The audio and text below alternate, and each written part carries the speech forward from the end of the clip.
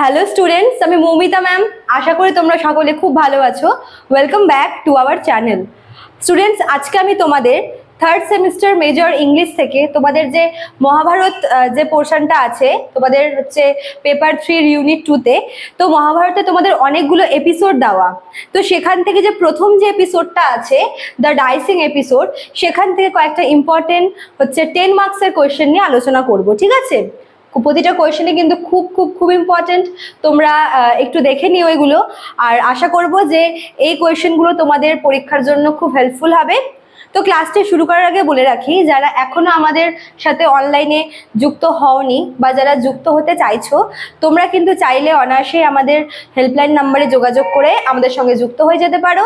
দেখো এখানে লেখা আছে আমাদের হেল্পলাইন নাম্বার দুটো, একটা হচ্ছে 6295916282, আর একটা হচ্ছে 7076398606, ঠিক আছে?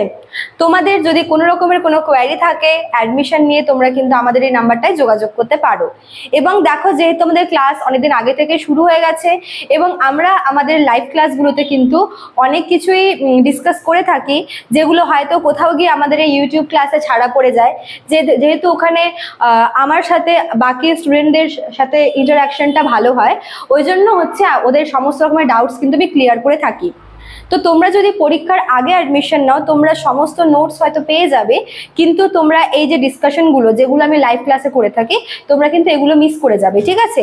হয়তো ওখান থেকে অনেক কিছু তোমাদের এক্সামের জন্য হেল্পফুলও হতে পারে। তাই তোমাদের বলছি, যদি তোমরা অ্যাডমিশন নিতে চাও তো তোমরা কিন্তু এখনই নিয়ে নিতে পারো, কারণ তোমাদের এক্সামেরও কিন্তু খুব একটা বেশি দেরি নেই, ঠিক আছে? চলো দেরি না করে শুরু করে দিই আজকের ক্লাসটা। দেখো, দ্য ডাইসিং এপিসোড, যেখানে হচ্ছে পাণ্ডব আর কৌরবদের মধ্যে যে ডাইস গেমটা হয়েছিল, ওটার উপরেই কিন্তু মেন এই এপিসোডটা রয়েছে। এখানে আমরা অনেক কিছু দেখি। দেখো, এখানে তোমাদের আমি হালকা করে একটু এই এপিসোডটা নিয়ে ডিসকাস করে নিই। এখানে আমরা দেখি যে হস্তিনাপুর থেকে বের হওয়ার পর পাণ্ডবরা ইন্দ্রপ্রস্থ বলে একটা নতুন একটা রাজ্য গড়ে তোলে এবং সেখানে কিন্তু যুধিষ্ঠির হচ্ছে রাজা হিসেবে বসে। এবং অনেক মানে রাজ্য জয় করার পরে আমরা দেখি যে যুধিষ্ঠির মানে 5 পাণ্ডব, একটা হচ্ছে রাজসূয় বলে একটা যজ্ঞ হয়, যেটা সেই সময় যজ্ঞটা হতো যখন কোনো কিং অনেকগুলো রাজ্যকে জয় করত, তখন সে নিজের যে এক্সিস্টেন্সটা সেটা হচ্ছে দেখানোর জন্য বা নিজের পাওয়ারটাকে বোঝানোর জন্য এই যজ্ঞটা কিন্তু করত। এবং সেই হিসাবে ইন্দ্রপ্রস্থে কিন্তু পাণ্ডবরা সেই যজ্ঞটার আয়োজন করে এবং সেই যজ্ঞে কৌরবরাও কিন্তু ইনভাইটেড থাকে, ঠিক আছে? তো সেই যজ্ঞতে গিয়ে দেখা যায় যে প্রত্যেকে সেখানে হচ্ছে প্রেজেন্ট থাকে, শ্রীকৃষ্ণ থাকে, ঠিক আছে, আরো অনেকে থাকে। তো কৌরবরাও সেখানে যায়। তো সেখানে গিয়ে যখন হচ্ছে যুধিষ্ঠির যে কৌরবরা যারা আছে, ওরা যখন ওখানে গিয়ে দেখে যে পাণ্ডবরা মানে হস্তিনাপুর থেকে ওদেরকে বের করে দেওয়ার পরও ওরা এত বেশি আর কি মানে সাকসেস পেয়ে গেছে, এত ওদের বাড়বাড়ন্ত, তো সেটা দেখে হচ্ছে ভালো লাগেনি, ঠিক আছে? ওদের ভালো লাগেনি, কৌরবদের ভালো লাগেনি। তো যখন ওরা ফিরে আসে, দুর্যোধন প্ল্যান করে যে কি করে ওদেরকে আরো বেশি করে নিঃস্ব করে দেওয়া যায়, ঠিক আছে? কেননা ওরা এখান থেকে নিঃস্ব হতে বেরিয়েছে, কিন্তু যাই হোক ইন্দ্রপ্রস্থে গিয়ে ওরা আবার সবকিছু কিন্তু তৈরি করে নিয়েছিল, ঠিক আছে? তো কিভাবে ওদের আবার নিঃস্ব করে দেওয়া যায় সেই প্ল্যান করছিল।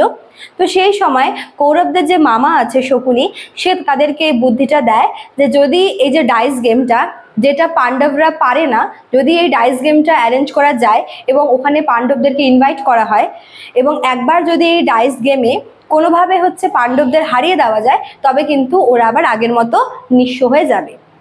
সেই হিসাবে কিন্তু এই ডাইস গেমটা হস্তিনাপুরের কোর্টে মানে কৌরবদের কোর্টেই কিন্তু এটা অ্যারেঞ্জ করা হয় এবং ওখানে আমরা দেখি মোট 20টার মতো রাউন্ড হয়। প্রতিটা রাউন্ডে কিছু না কিছু আর কি হারে যুধিষ্ঠির, এবং শেষে আমরা দেখি যে হচ্ছে ওরা নিজেদেরকেও আর কি ওই বাজি রাখে, ঠিক আছে? এবং 20 নাম্বার যখন রাউন্ডটা আসে, মানে 19 নাম্বারের পরে যখন 20 নাম্বার রাউন্ডটা আসে, তখন কিন্তু পাণ্ডবদের কাছে কিছু ছিল না, শুধুমাত্র ওদের যে ওয়াইফ আছে দ্রৌপদী, সে ছিল। এবং দ্রৌপদীকেই তারা বাজি রাখে এবং সেই বাজিটা তারা হেরে যায়, যার দরুন কি হয়, আমরা দেখি যে দ্রৌপদীর কিন্তু বস্ত্রহরণ করার চেষ্টা করা হয়। হ্যাঁ, তো এই যে ডাইস এপিসোডটা, আরেকটা কথা বলে রাখি যে যদিও বা বস্ত্রহরণের জিনিস মানে ওটা পুরোটা সাকসেসফুল হয় না, কেননা শ্রীকৃষ্ণ এসে দ্রৌপদীকে বাঁচায়। এবং এই এপিসোডটার পরে মানে এই যে এই ব্যাপারটা মিটে যাওয়ার পরে দ্রৌপদী কিছু প্রশ্ন তোলে, কেননা ওখানে উপস্থিত অনেক বয়স্ক অনেক সম্ভ্রান্ত লোকেরা ছিল, তাদের সামনেই এরকম একটা মহিলাকে আর কি মহিলার আর কি সম্মানে টানাটানি করা, এটা নিয়ে অনেক প্রশ্ন তোলে কিন্তু দ্রৌপদী। ঠিক আছে, তো এই এপিসোডটা মেন ডাইসিং এপিসোড নামে পরিচিত। তো এখানে হচ্ছে অনেকগুলো কোয়েশ্চেন এখান থেকে তোমাদের হবে। তো মেইন কতগুলো ইম্পর্টেন্ট 5টা কোয়েশ্চেন 10 মার্কসের কোয়েশ্চেনে আজকে আলোচনা করব, তোমরা দেখো। ঠিক আছে, দেখো প্রথম কোয়েশ্চেনটা আছে ডিসকাস দ্য কনসেপ্ট অফ ধর্মা। এই যে মহাভারত যে গল্পটা আছে এটা পুরোটাই কিন্তু ধর্ম রিলেটেড। ঠিক আছে, ধর্মা বা মোরাল ডিউটি, আমরা কিন্তু গল্পটার প্রতিটা মানে এই যে মহাভারত যে এপিক আছে এটা একটা এপিক, তো এই এপিকের প্রতিটা এপিসোডে প্রতিটা পর্বে কিন্তু আমরা ধর্মর একটা ব্যাপার দেখি। তো ধর্ম হচ্ছে এই যে মহাভারতের সেন্ট্রাল থিম বলা হয়। তো হচ্ছে ডিসকাস দ্য কনসেপ্ট অফ ধর্মা এভাবেও আসতে পারে, অথবা সেন্ট্রাল থিম অফ মহাভারত এইভাবেও আসতে পারে। তোমরা কিন্তু এটা দেখে যাবে। নেক্সট দেখো কি বলেছে, discuss the role of Shakuni. শকুনির রোলটা হচ্ছে এই ডাইসিং গেমের জন্য, মানে এই ডাইস গেমের যে মানে এই এপিসোডটার জন্য শকুনির রোলটা কিন্তু খুব ইম্পর্টেন্ট, মানে আসার হাইলি চান্সেস আছে। ঠিক আছে, তারপর দেখো 3 নাম্বারটা কি বলছে, সিগনিফিকেন্স অফ ডিসরবিং অফ দ্রৌপদী। দ্রৌপদীর যে তাকে যে অসম্মান করা হয়েছিল বস্ত্রহরণের মাধ্যমে, সেটা এখানে বলেছে। দেখো এর মাধ্যমে আমরা সেই সময় মহিলাদের স্টেটাস সমাজে, ঠিক আছে, আরো অনেক কিছু, সেই সময় মেয়েদের অবস্থা কেমন ছিল, ওদেরকে কি হিসাবে ট্রিট করা হতো, এই সব কিছু কিন্তু এখানে তোমাদের ইনক্লুড করতে হবে। এটাও কিন্তু খুব ইম্পর্টেন্ট তোমাদের এই এপিসোডটার মানে হিসাবে। ঠিক আছে, তারপর দেখো কোয়েশ্চেন নাম্বার 4 কি বলেছে, রোল অফ শ্রীকৃষ্ণ। শ্রীকৃষ্ণকে তো আমরা পুরো মহাভারত জুড়েই দেখি, আলাদা করে এই এপিসোডের জন্য কিন্তু শ্রীকৃষ্ণের রোলটা ইম্পর্টেন্ট, কেননা শ্রীকৃষ্ণই হচ্ছে সেই ব্যক্তি যিনি কিনা দ্রৌপদীকে বাঁচিয়েছিল। হয়তো তিনি ওখানে একদম মানে প্রেজেন্ট, ফিজিক্যালি তিনি ওখানে প্রেজেন্ট ছিলেন না, কিন্তু সে সময় তিনি দ্বারকাতে ছিলেন, বাট তার যে ওই মানে সাহায্যটা যেটা উনি মানে সেই সময় এতজন পুরুষ যারা কেউই এগিয়ে যায়নি সাহায্য করতে, সেখানে শ্রীকৃষ্ণ যে দ্রৌপদীর সম্মানটা বাঁচিয়েছিল, তো সেই হিসেবে তার রোলটা কিন্তু খুব ইম্পর্টেন্ট এখানে। আর দেখো কোয়েশ্চেন নাম্বার 5 যেটা, significance of the game of dice. এই যে ডাইস গেমটা, এটা তাৎপর্য কি? ঠিক আছে, তো এই যে 5টা কোয়েশ্চেন তোমরা দেখো, এই 5টা কোয়েশ্চেন তোমরা কিন্তু অবশ্যই রেডি করবে। তোমাদের এক্সামে কিন্তু এই এপিসোড থেকে, এই যে ডাইসিং এপিসোড থেকে এই কোয়েশ্চেনগুলো প্রতিটা কোয়েশ্চেনই কিন্তু খুব খুব খুব ইম্পর্টেন্ট। ঠিক আছে, তো স্টুডেন্টস আশা করি তোমরা ভিডিওটা তোমাদের হেল্পফুল হবে, তোমরা বুঝলে।